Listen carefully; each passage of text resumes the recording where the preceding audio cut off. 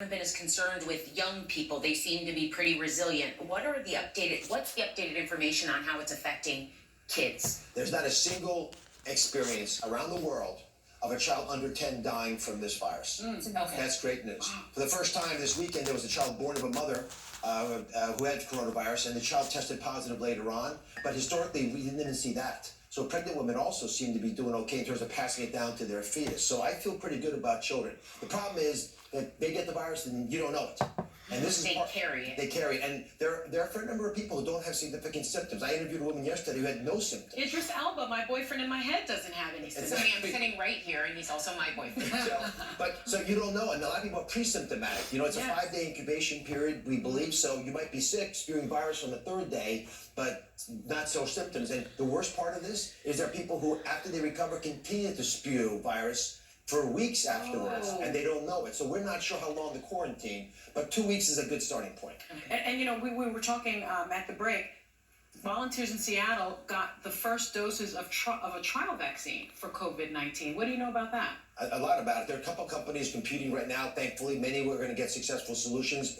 Remember, we have to make it safe and effective. You don't want to put a vaccine into hundreds of millions of people unless you know both of those are true. Right. But it's going to take at least a year, probably 18 months to have it out. But let me just break some news for you.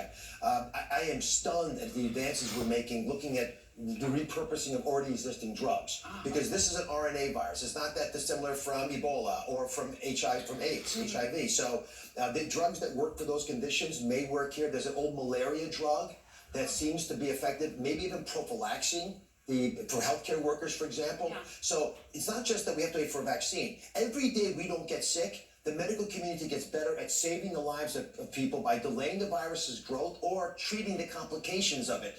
People don't die of pneumonia only, they die because their blood vessels clot up. They get this huge inflammatory avalanche. And we can block that because that happens in other conditions as well. So it's just one simple word of caution. If we can just stall this process until, let's say, June, with the warm weather, the swelling of the droplets, they won't travel the 6 feet that they would travel now. They're like blimps, they fall to the ground, they don't live as long. We'll get a much better treating the problems, and we won't have the catastrophe we fear. That's why we have the power in our fingers if we just act by not using them in our face. Wow.